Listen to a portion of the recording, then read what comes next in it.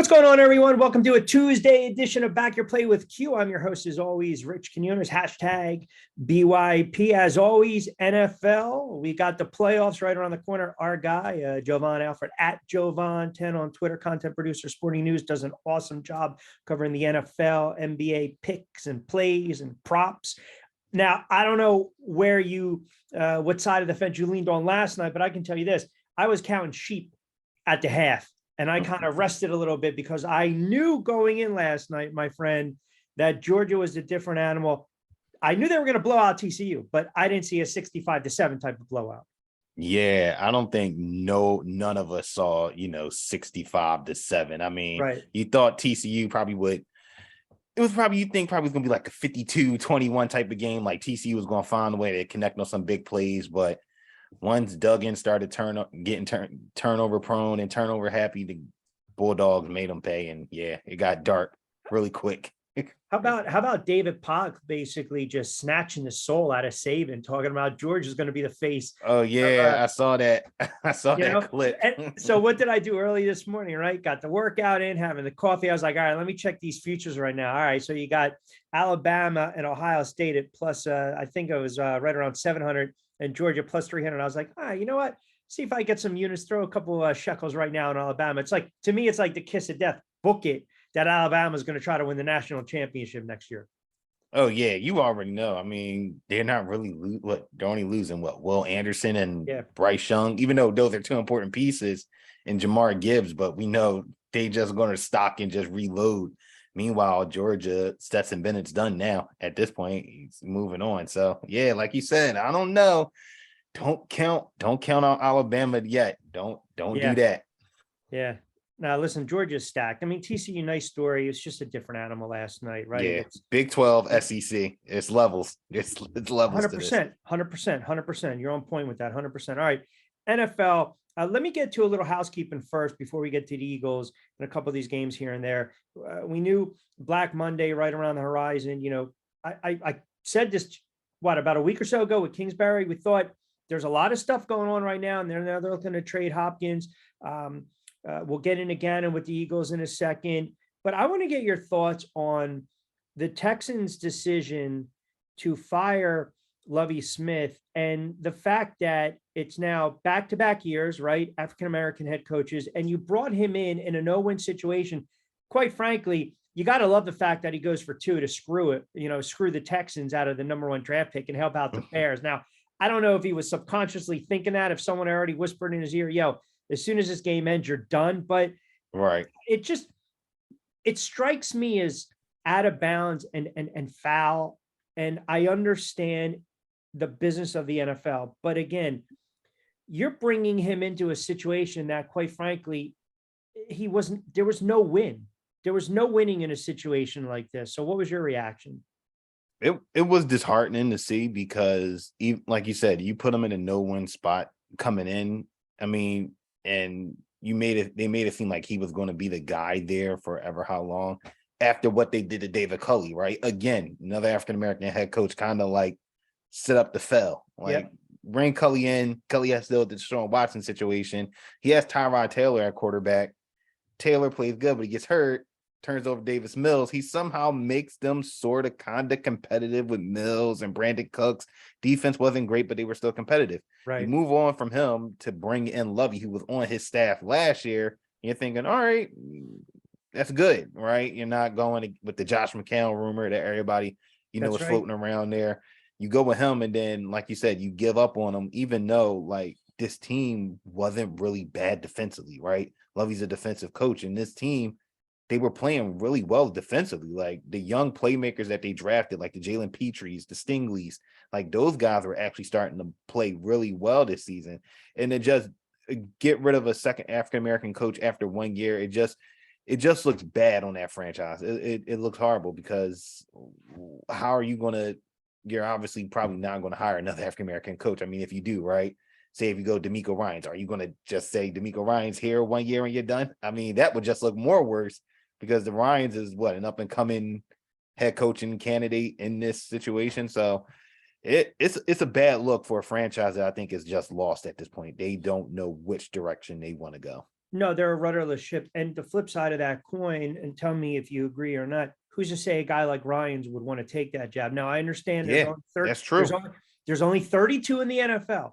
We know that, right? They're far and few, but the risk to reward, right? I mean, because if you're going to be, in essence, collateral damage, right? If everything goes by the wayside and it turns into like a shitstorm again, and they go 4-13 or 3-14, and there's a quarterback carousel, and the attendance lags and this and that, then you're in the same position now. But see, part of me also thinks, Jovan, that some of these guys, their value and their resume and their track record, right? People know Lovie Smith's a good coordinator and a good guy, maybe not the best head coach, but a good guy, an NFL lifer. He can find a job. Yes. First time head coach, say like a guy like Ryans or like a Deuce Staley or an Eric Bieniemy, man, maybe all of a sudden you deal with that nonsense. You have a horrible season, you get fired. Maybe you're a little distraught and you're like, all right, wait a second, something's not up here. Am I going to get a second shot? No, and I think that's a valid point. I think that's the same thing with David Culley, right? He's more on the older side than those guys, but that was a guy, right, who was getting his first head coaching opportunity, goes there, gets canned in a year, for a guy on his staff who gets canned in a year. And now you got to think about it, right? If you're a coordinator, number one, do you accept the interview with Houston? Yep. Just knowing what has happened the previous, the previous 2 years. And I think for Houston, it's going to be hard for them to find a coach, because the coach is going to ask themselves and going to ask them, like, will I get the time necessary to do what I need to do? Because if not, then there's no point of me even investing my time, because like you'll end up like Lovie Smith or Culley. And shout out to Lovie for getting that win at the end of the season the way that they did. It was a nice, goodbye gift for him. Yeah, he screwed him. So I saw there was a report that Houston requests permission to interview the Eagles' Jonathan Gannon. I feel, whether it's substantiated or not, I feel like everyone has their own take on the Eagles and Gannon. And I feel like we've had these conversations for years when it comes to the coordinators, whether it's defense or offense for the Philadelphia Eagles, maybe because we're just so close to the team.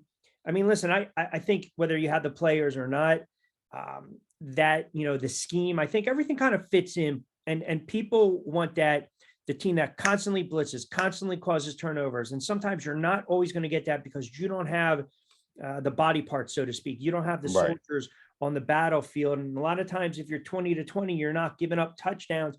People will take that. I don't know. Has the criticism been warranted this year when it comes to Jonathan Gannon? Definitely hasn't warranted in some spots, especially because this team, even though they have a great defensive line, right? They have great defensive line, solid defensive line depth. They lead the league in sacks this year with 70. They get pressure with 4. However, as we see, there's a lot of times when you can't just get pressure with 4. It's just football, right? You can't always rely on getting 4. And a lot of Eagles fans wonder sometimes, like, why don't you blitz a little bit more? Not saying blitz a ton, but bring 1, bring 5 sometimes, even bring 6. And then just some of his, when it comes to play calling or schemes, like back in the Dallas game where you look at the stat breakdown and Dak Prescott was 24-24 on zone defense. And meanwhile, when they went to man defense, he had issues and he struggled with, but they kept on going to zone and kept on getting picked apart. It's those little things that kind of, I think, gets under people's skin about Gannon, and just that he doesn't make the right, play calls or the schemes in certain situations. And that even goes back to last season. Now, granted, he didn't have the players that he needed for his scheme, but there was many a times where defense was just playing 5 yards off the line of scrimmage and they're getting picked apart. So I think the criticism is definitely warranted, but he has a chance to kind of change that notion in the postseason with this team, because he has the guys to get it done. Yeah. And I think Giant fans may be reading a little too much into what they saw on Sunday. And I think Eagles fans overreacting to what they saw on Sunday. Let's be honest. You weren't going to have Hurts out there offensively running a ton of RPOs and taking some unnecessary hits. And the Giants offensively, they didn't really do much at first glance. Little surprise, fake field goal, onside kick. I'm like, what are you doing? Why are you showing your hand? But then I get it. You're putting it on film. just in case. So Right. I think the truth lies somewhere in between, but I'm a little concerned if I was an Eagles fan that, well, for instance, look, if the Giants figure out a way to beat Minnesota, correct me if I'm wrong, the Giants would travel to Philly in your divisional playoff. Should be, Should be, unless depending upon unless Seattle and the Seattle 49ers, and right? yep. And even if Seattle wins and Seattle goes to Philadelphia, you're talking about two aggressive defenses against an Eagles offense that their line has a ton of issues right now. Mm-hmm. The Johnson loss was huge, but you still have a banged up quarterback who's Right. limited when it comes to RPO. So I don't really have to scheme for that. I don't need my joker. I don't need my linebacker roaming around. And I think that's tailor made for some of these teams. So when you look at this team right now, the Eagles, another week, have the bye. What's your biggest concern going into the playoffs? I think the biggest concern is I think sticking with the offense, right? What's going to happen with the right side of the offensive line? Will they have Lane Johnson on the field? And if they do, how effective will he be with that abductor, injury? And, if he can tough it out. I mean, I don't want him out there if he can't tough it out, because I'm thinking, just past the game, just like day to day, like you're dealing with something that probably most of us won't be able to deal with on a constant. So that being said, what's the contingency plan? Are you blocker there? Are you going to put Dallas Goedert lined up on that side on that end? And then at the same token, with Hurts, like you said, he didn't look the best in that game. Obviously, still knocking off the rust, but there's still a blatant lack of this team not running the football with their running backs. And that's been a constant thing the last couple of weeks against the Saints defense that was giving up 120, 130 yards a game on the ground, and they refused to run the ball with Miles Sanders. And then fast forward to even, going back to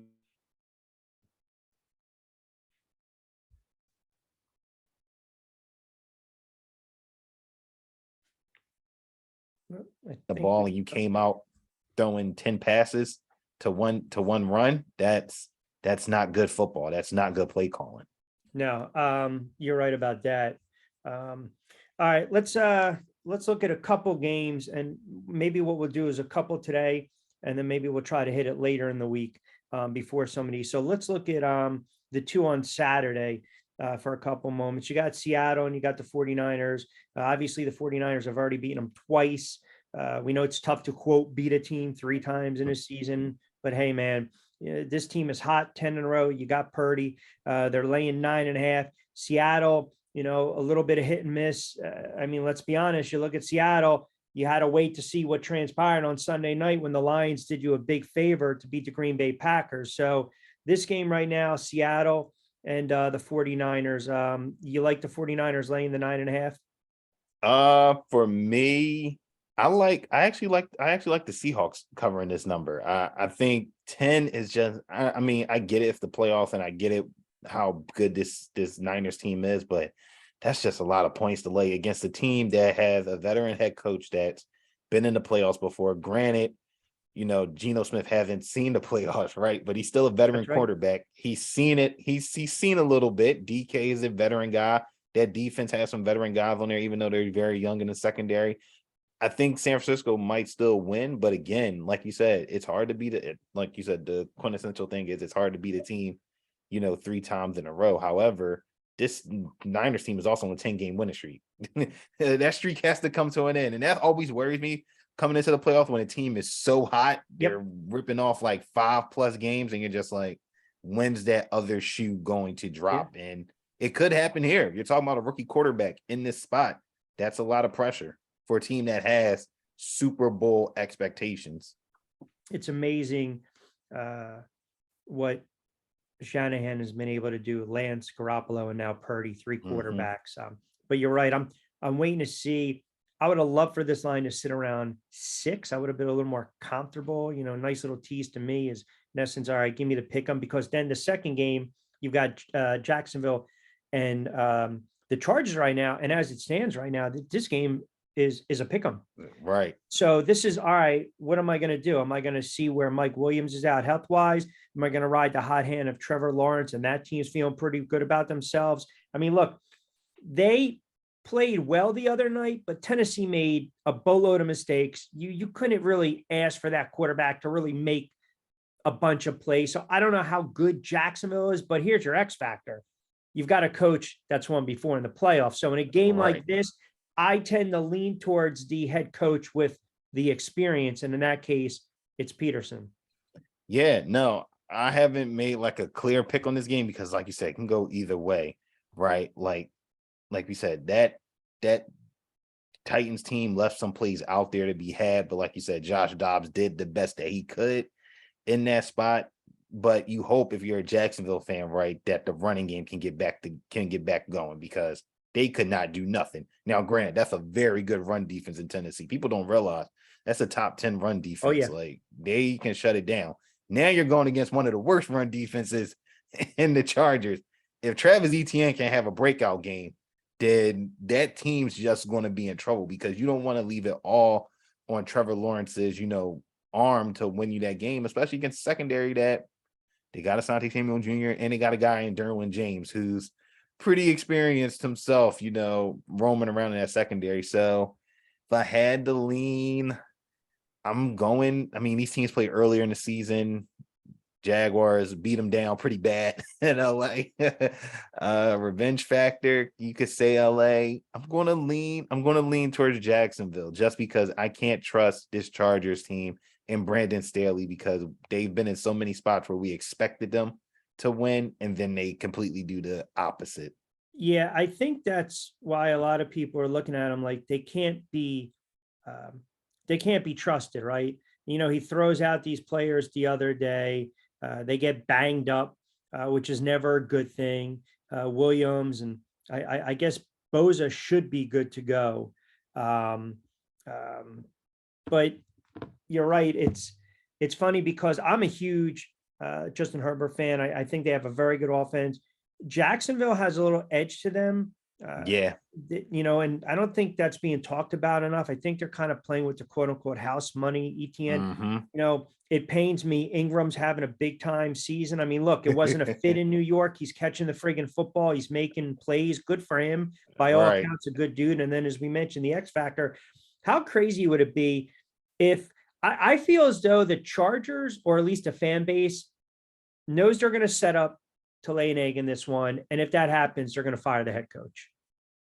I mean, it's not impossible to think of, right? Because remember, they had a chance to make the playoffs last season, and they blew it, and they had a chance to literally go in. Remember that last game of the season to go in with the tie. That's right. And Brandon Staley wasn't thinking to just, hey, like Rich Bisaccia was totally cool with taking that tie, just like we both make the playoffs, Steelers don't get in, we're cool. Brandon Staley decides, no, we want to keep on playing. So it's those little things as a head coach that matters. And it's going to be those little things that matter in this matchup against, like you said, an experienced head coach and Doug Peterson, who's been through a couple of playoffs himself as a head coach. That's going to matter in this game. And if he doesn't get it done, hey, if you're the Chargers, there's guys out there that you could replace them, like a Sean Payton. Yeah. Yeah. I'll save my Peyton thoughts for later in the week. Same with Harbaugh. And we'll hit the Sunday games later in the week. So let's just do a Monday one before we get to a play or two in the NBA. Cowboys and Tampa Bay. It's just crazy, right? The Cowboys are 12-5. You got to go on the road. Tampa Bay, because they win the division. I don't know how I feel about that Monday night game, but Dallas on the road in a playoff game, in a playoff spot, laying 2.5. I mean, that's so enticing where I'm telling you right now, the amateur bettors or the novice bettors are thinking, oh man, Tom Brady at home, give me the 3. I know Prescott has played poorly, but is this situation, what quarterback do you trust more in this spot, or which head coach do you trust more? Well, I don't think I trust neither head coach in this matter.